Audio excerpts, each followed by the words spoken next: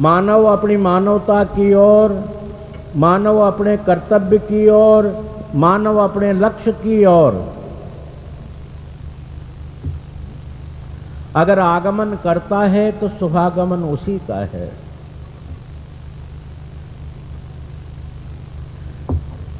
हनुमान जी महाराज से भगवान राम जी ने पूछा कि हनुमान जी आपने तो बड़ी विपदा, बड़े संकट सहन किए होंगे, क्योंकि वहां से आने के बाद मैंने आपको संभाला नहीं, पूछा नहीं, न खाने की पूछी न सोने की पूछी। भगवान की आंखों में प्रेमाश्रु बह गए कि हनुमान जी मैंने तो कुछ पूछा नहीं आपसे। हनुमान जी हाथ जोड़कर कहते हैं कि हे मेरे प्रभु, मैं तो संकट को जानता नहीं, विपत्ति को जानता नहीं कैसी होती है। मैं तो एक चीज ही विपत्ति, महान विपत्ति जानी, वो क्या है कि हे मेरे परमात्मा, हे मेरे भगवान, नाथ विपत्ति दिन कर प्रभु सोई। हे मेरे प्रभु, सबसे बड़ा विपत्ति का दिन तो एक ही है। कौन है हनुमान जी? कि जप तप सुमिरन भजन न हो ही।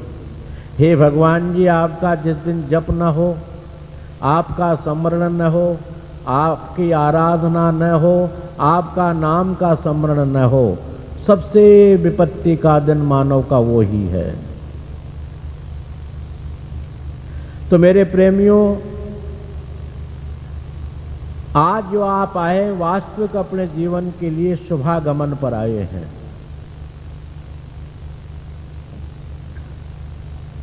क्योंकि मानव का जीवन, अगर हम बाजार से मोल खरीदना चाहें तो नहीं मिलता। अगर हम करोड़ों अरबों खरबों रुपए दे करके मानव का शरीर लेना चाहें तो नहीं मिलता। बहुत बड़े यज्ञ करके हम मानव देह प्राप्त करना चाहें तो नहीं मिलता। अनन्य प्रकार के दान उपासना करके हम मानव बनना चाहें तो नहीं बन पाता। और 84 लाख योनियां समाप्त होने के बाद बहुत से संतों का मानना है कि मनुष्य योनि मिलती है, पर ऐसा कोई शास्त्र सम्मत मत नहीं है। मनुष्य मरने के बाद मनुष्य ही बनेगा, ऐसा शास्त्रोक्त प्रमाण कहीं भी प्राप्त नहीं होता। अब ये मानव का शरीर मिलता कैसे है मेरे प्रेमियों? ये मानव का शरीर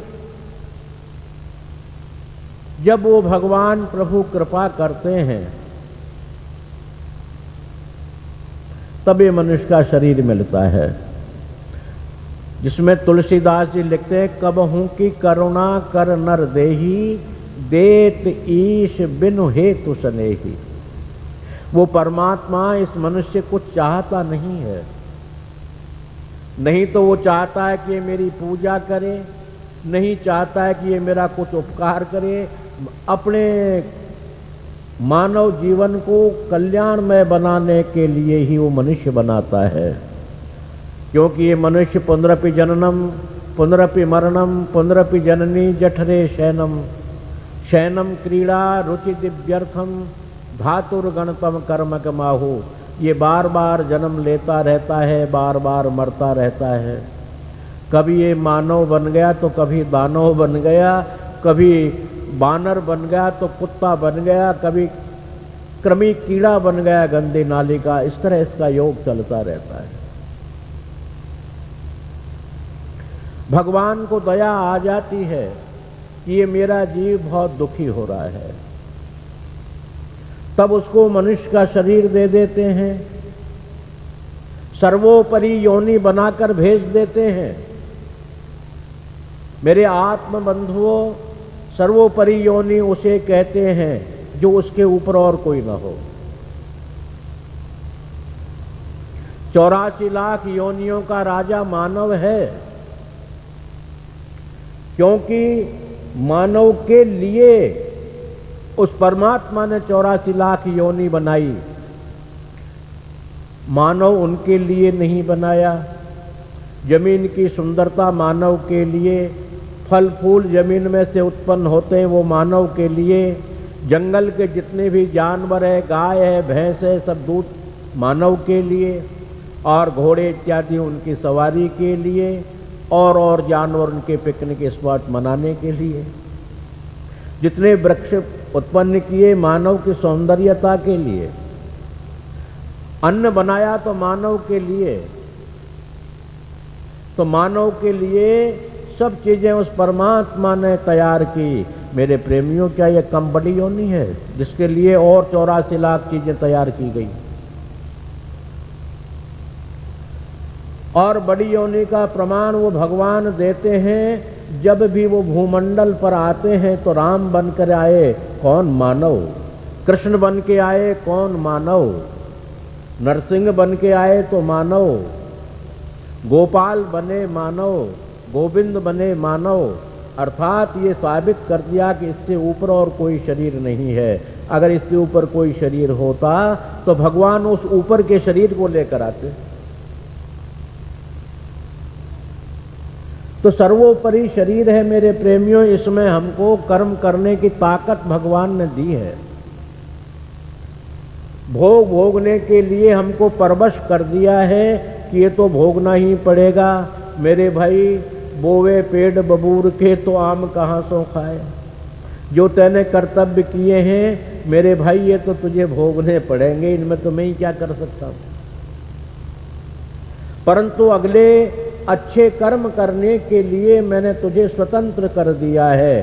कर्म करने की ताकत तेरे अंदर मैंने अटूट भर दी है। 84 लाख योनियों में मैंने बुद्धि दी है, सबके अंदर बुद्धि है।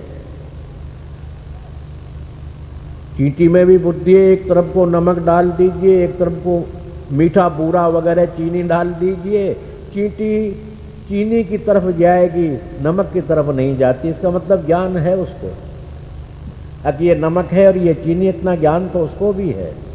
हित अनहित पशु पक्षी हो जाना, पशु और पक्षी भी इस बात को तो जानते हैं, इतना ज्ञान है उनको। शास्त्र मत से उनको जो हम आप कर रहे हैं वो सब ज्ञान है उनके लिए। आहार निद्रा भय मैथुनंच सामान्य में तत्पशुभीर नराणाम धर्मो हि तेषां मधिकः विशेषो ज्ञाने नहीं नार पशु भी समान। बाल बच्चे पैदा करने की रुचि, प्यार और लड़ाई करने की जानकारी, सोने की जानकारी, खाने की जानकारी, ये तो पशु और पक्षी में भी मौजूद है। हे मेरे आत्म बंधुओं, अगर यहीं तक आप हम सीमित हैं तो पशु में और आप में फर्क क्या रह गया है? मैं तो पक्का नंबर 1 का पशु ही हूं अगर इतना ही रहूं तो। केवल आहार के लिए हमारा जन्म नहीं हुआ, व्यवहार के लिए ही जन्म नहीं हुआ, बाल बच्चा पैदा करने के लिए ही नहीं हुआ, और खाने और सोने के लिए ही नहीं हुआ, किसी से कलह युद्ध करने के लिए हमारा जन्म नहीं हुआ। अगर इतनी बातें हम यहाँ आकर समाज में कर रहे हैं तो वो तो चींटी भी कर रही है, हाथी भी कर रहा है, और हमसे बहुत बड़ी उन्नति तो कुत्ता और सूअर कर रहे हैं। हमारे तो 1 या 2 बच्चे पैदा होते हैं, जुड़वा होते हैं तो 2 वरना 1, पर कुत्ता और सूअर को देखो 12-12 इकट्ठे पैदा कर देते। कितनी उन्नति में हमसे आगे। अगर इतने ही काम तक हम सीमित रहे तो हमारा मानव का जीवन धिक्कार है, हमारा मानव का जन्म लेना निरर्थक है, बेकार है। हम उस परमात्मा ने मानव बनाए हैं मेरे प्रेमियों, पर मानव शब्द का अर्थ जब ही हो सकता है जब मानव में मानवता के गुण हों। अगर सोने में सोने के गुण नहीं, उसमें जर लग जाए, काला पड़ जाए, तो किस बात का सोना है? चीनी के अंदर में, लड्डू के अंदर में मिठास का गुण नहीं तो लड्डू किस बात का है? अर्थात जिसके अंदर में गुण नहीं हो और परमात्मा ने उसको मानव बनाकर भेज दिया। मेरे आत्म बंधु, वो मानव क्या है? वो मानव केवल नाम मात्र है। नाम तुम किसी का कुछ भी रख लें। मानव सच्चा वही है जिसके अंदर में मानवता है। मानवता के लक्षण महाराज मनु जी ने मनुस्मृति में लिखे। सत्यम शौचम, मानव को सत्य बोले, पवित्र रहे और इंद्रियों का निग्रह करे, इंद्रियों का दास न बने, इंद्रियों को दास और दासी बनाए, और प्रेम और सदा अच्छे आचरण करे। आचरण करना ही मनुष्य का सबसे पहला मानवता का मुख्य द्वार है, आचरण। भगवान राम जी सभा में बैठे हुए थे और लक्ष्मण जी भी वहां मौजूद, शत्रुघ्न जी भी मौजूद, सीता जी भी मौजूद और हनुमान जी महाराज भी मौजूद। तो राम लक्ष्मण भरत शत्रुघ्न चारों भाई, माँ सीता जी और कुटुंब परिवार सब बैठा हुआ। हनुमान जी महाराज भी सेवा में संयुक्त थे। आपसी प्रसंग चल गया कि भरत जी आपने राज्य बहुत सुंदर किया, बहुत अच्छा किया। बोला हाँ महाराज, आपके चरणों की कृपा है। अब ये शंका चल गई, उछल उठी, सबके शंका हो गई कि चरण बड़े नहीं, हनुमान जी कहने गए नाम बड़ा है। कोई कहता है भगवान सबसे बड़े जिनका नाम है, जिनके चरण हैं। ऐसे तर्क वितर्क होने लग गए। भगवान हनुमान जी महाराज ने कहा कि जो भगवान राम जी फैसला कर देंगे वही सबसे बड़ा है।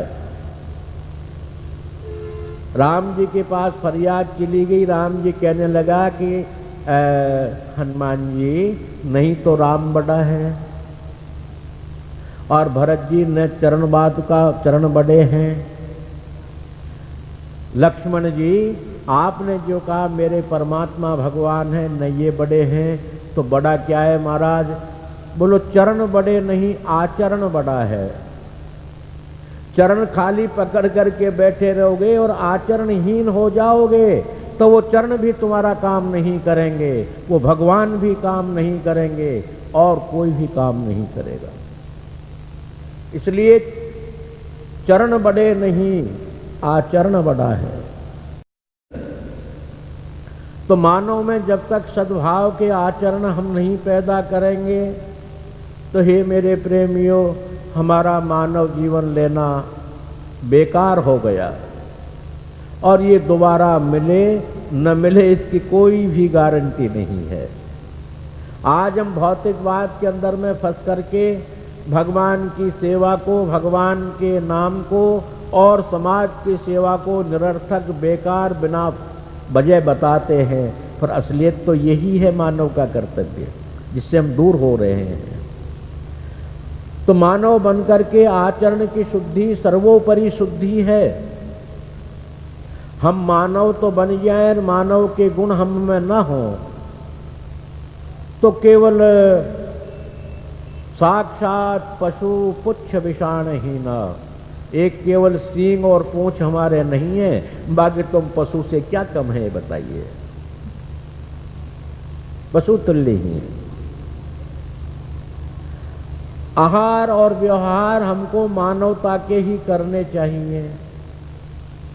क्यों? मानव जो भगवान ने बनाए हैं तो हमारी रहन सहन, हमारा खाना पीना, हमारा व्यवहार सब मानवता का ही होना चाहिए।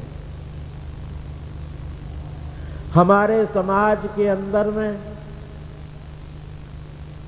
थोड़े से 4 पैसे जब बढ़ गए तो तुरंत हमने क्या किया कि हम किसी क्लब के मेंबर जा बने। अगर हम पूछें भाई तू क्लब का मेंबर क्यों बन गया? भगवान ने तुझे अच्छा पैसा दिया है, कुछ और काम कर, बोलो नहीं साहब, क्लब के मेंबर के बिना तो समाज में हमारा आदर ही नहीं होगा, समाज में हमारी बात ही कोई नहीं सुनेगा। अच्छा भाई, तो क्लब में कोई कथा होती है, सत्संग होता है, भागवत होती है, क्या होता है वहाँ पर? बोले ये तो नहीं होता महाराज। तो क्या होता है? बोलो बाबा वहाँ तो जुआ खेलते हैं, शराब पीते हैं, ताश खेलते हैं। तो थोड़ा पैसा बढ़ते ही हम क्लब के मेंबर बन गए। मेरे उपस्थित विद्वान प्रेमियों, क्या यह हमारी मानवता है? और ज़्यादा 4 पैसे बढ़ने लग जाते हैं तो घर के पूरे सदस्यों में से एकाध बुजुर्गों को छोड़ करके और सुरापान करना शुरू कर देते हैं, दारू पीना शुरू कर देते हैं। मेरे प्रेमियों, क्या दारू पीना मानव का पेय है? दारू तो राक्षसों के लिए थी। समुद्र का जब मंथन किया गया तो 14 रत्न निकले, उनमें एक दारू भी निकली, और वो दारू का बंटवारा राक्षसों के लिए किया गया। बहुत से प्रेमी तर्क करते हैं कि दारू का भोग महाकाली को लगता है, भैरव जी को लगता है। मैं कहूँगा या तो कहने वाले मूर्ख हैं या उन्होंने शास्त्रों का अध्ययन नहीं किया है। दारू का भोग अगर महाकाली को दिया गया था तो उस स्थिति को देखा जाए, समय को देखा जाए जिस वक्त में शुंभ और निशुंभ पैदा हो गए, महिषासुर पैदा हो गया। महाशक्ति से प्रार्थना की गई कि हे महाशक्ति, हमारे दैत्यों का संहार कर दो, पर उन्होंने कहा कि नहीं, मैं ऐसा नहीं कर सकती। कुपुत्रो जायेतः क्वचिदपि कुमाता न भवति ही। मैं इन सब जगत की जननी हूँ, मैं प्रत्येक जीव की माता हूँ, मैं मेरे पुत्रों को नहीं मार सकती। ये बेटे चाहे कुपुत्र हो जाएं, परंतु मैं तो कुमाता नहीं बन पाऊंगी। और शुंभ निशुंभ महिषासुर को बिना उस महाशक्ति के कोई मार नहीं सकता था।